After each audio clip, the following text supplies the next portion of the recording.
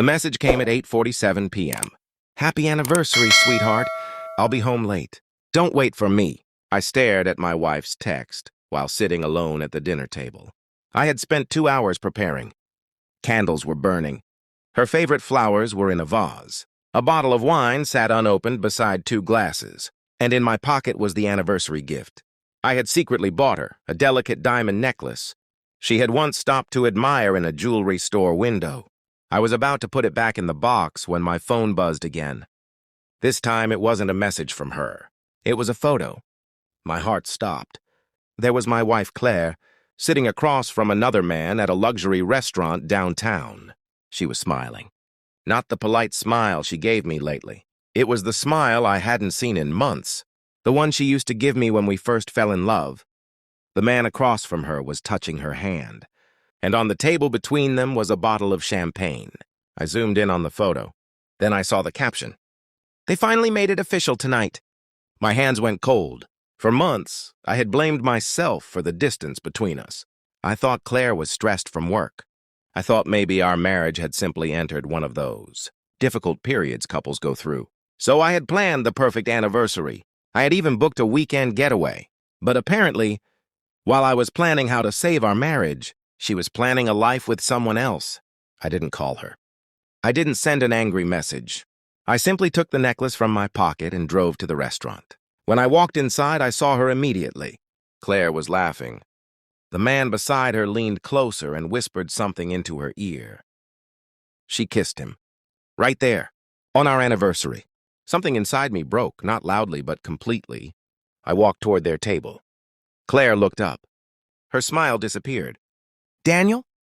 The man turned around. "What are you doing here?" I placed the small black gift box on the table. "Happy anniversary."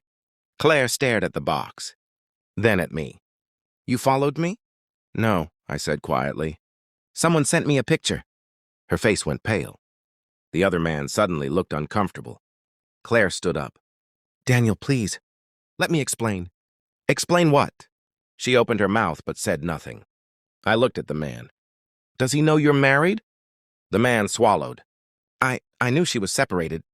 Claire quickly interrupted. "I told him we were practically over." I laughed bitterly. "Practically over?" I pulled out my phone and showed her the booking.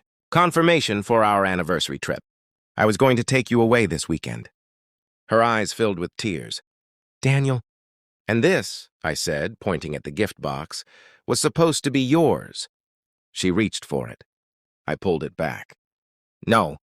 Her expression changed. "Please."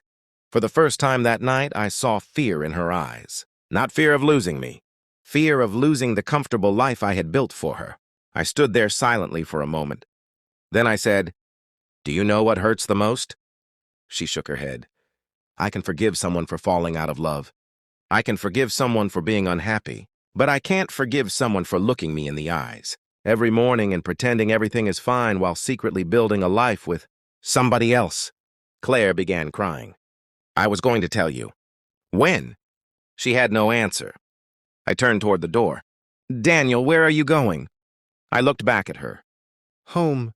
She wiped her tears. "Our home?" I shook my head. "No, my home." That night, I removed her belongings from the bedroom and changed the locks. The next morning, Claire came back. She begged. She promised. She said she had made a terrible mistake, but I had finally learned something. Sometimes the hardest goodbye isn't leaving someone you stopped loving.